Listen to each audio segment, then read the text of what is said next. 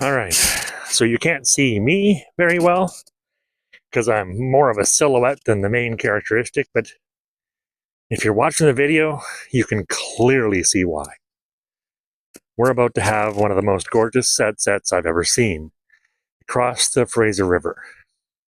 I'm across the river from Mission, BC, technically inside of Abbotsford, although on the very edge of Abbotsford, on the very north edge, which is the Fraser River. And I wanted to talk about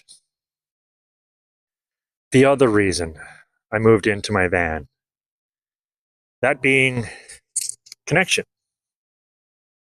You see, I lived most of my life in small town Alberta. Places like Blackfalds and Camrose. I even spent a couple of decades in Red Deer, which is one of the bigger cities. And not the biggest by any stretch. There are the two biggest are Edmonton and Calgary, and each of them are well over 1 million, perhaps approaching 2. And Red Deer is barely 100,000. So it's not the biggest, but it's the central location for a lot of small communities. And I grew up in many of those communities around Red Deer. And raised my family, my ex-wife and my 2 kids. All that happened in the city of Red Deer. And when I moved into my van, I'd been living in Camrose for 5 years. In somebody's basement suite. And it was a comfortable place to live as far as homes go. It was a nice enough home. It was a 1-bedroom suite, had a bathroom and a kitchen and a living room and lots of space for one man to live in. But it was a lonely place. I don't know very many people in Camrose, and the people that I did meet there over the 5 years that I were there were not my kind of people. They were not the kind of people who think like I think, want what I want, do what I do, value what I value. See, I'm not a classic homegrown conservative. I was absolutely raised by homegrown conservatives, so I have that as my core values. And I wouldn't say I'm liberal either. I'm certainly not far left. Although these days I find myself a little more left-leaning than right. I'm still far more center. But the political views aren't really the point. The point is,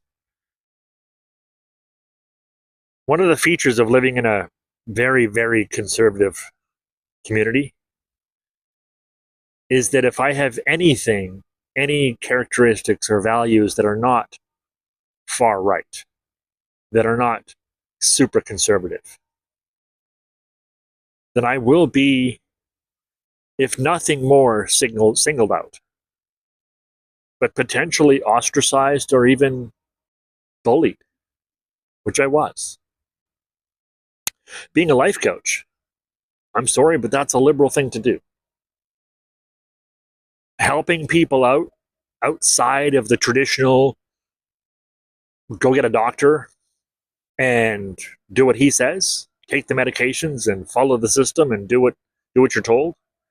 Anything that isn't a part of that is considered more right by the people that I was around at that time. Now, most of them think it's considered more left, I'm sorry, but most of them think going to therapy is kind of a hippie thing to do. It's still okay if you need to, but most people don't think you should need to. So being a life coach was absolutely a left-leaning thing to do. And then wanting to live in my van, that's absolutely a hippie thing to do. And while I still have a lot of very conservative down-home values, those two things identified me, targeted me as left-leaning. And true or not, I do want those two things, and several others that align with them. So when I moved into my van, one of my goals was to hang out in the bigger cities like Edmonton and Calgary, because all cities have just a bigger mix of people, a larger variety of points of view, of sets of values, of personalities, just by the very nature that there's millions of people there. There's some that lean far this way, far that way, far middle, far outside, fringe. Just about any kind of personality you want to imagine exists in a city. So I wanted to live in the cities just because there was a better chance of me finding like-minded people in the cities. But ultimately, I wanted to live in the Vancouver area, or rather the lower mainland area around Vancouver, not necessarily in the metro city of Vancouver. Although in the city is part of where I wanted to be too. Because I know that lower mainland BC, around the Vancouver area, around that whole valley down there, there's just more hippie type people. People who live in their vehicles, people who live in their vans, people who do off-grid things or non-traditional things or have untraditional lifestyles. There's just more people here who do that. So that was my goal as well. Not just go to the cities, but also go to lower mainland Vancouver and perhaps even Vancouver Island, which I haven't done yet.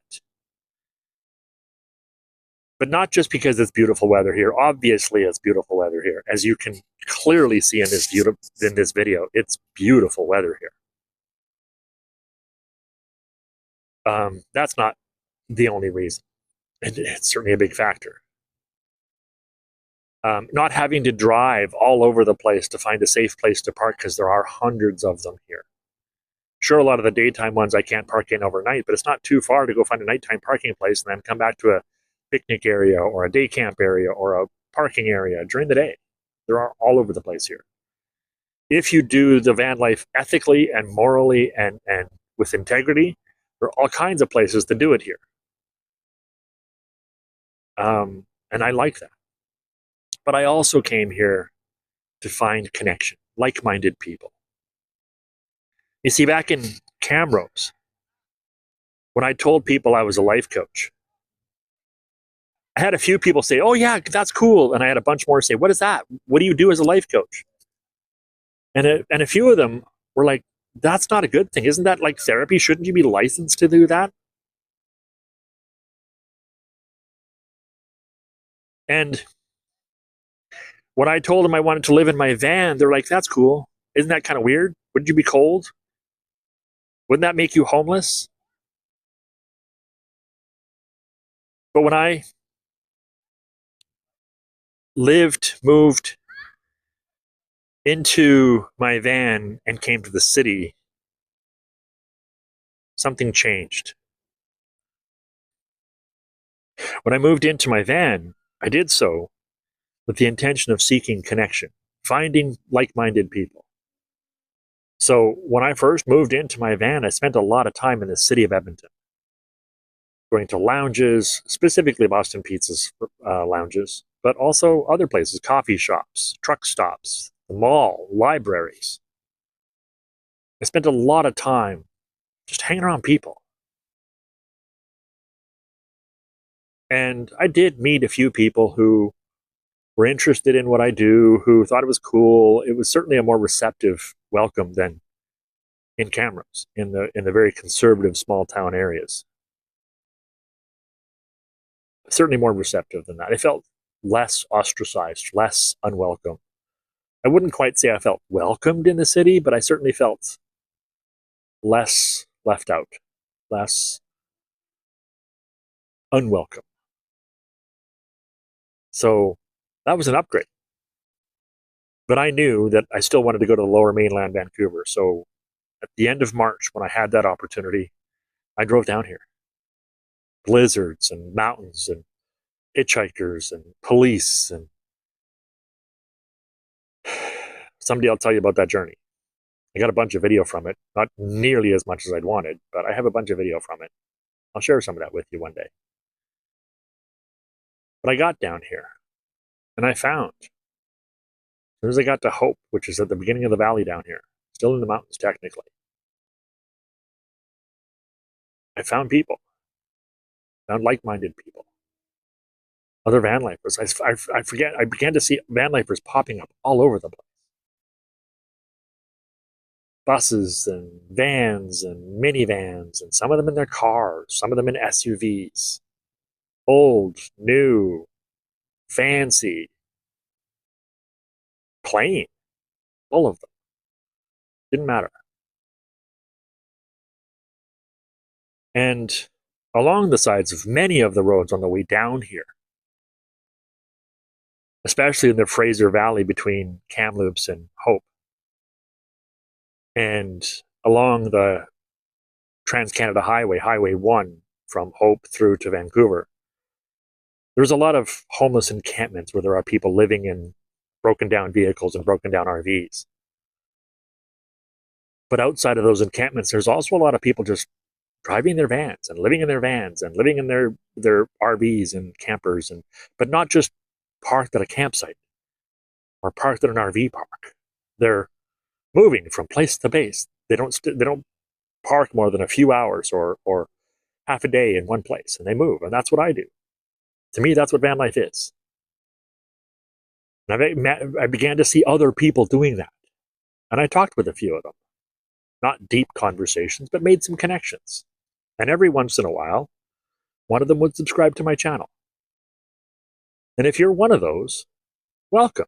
I very much appreciate the connections I've made with you. I very much appreciate the feedback you've given me. I moved down here to find those kinds of connections.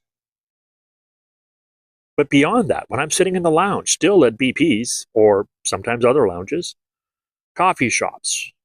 I haven't been in the mall much down here because there's not many of them. I'm just outside at a campground doing things. But whenever I pull out my computer and I start looking at videos and I start editing videos and I start doing the YouTube thing and working on my channel, it's a 50-50 chance that somebody will walk up and ask me if I'm doing YouTube. And of course, I'm going to say, yes, that's what I'm doing here. I'm recording videos and I'm making videos.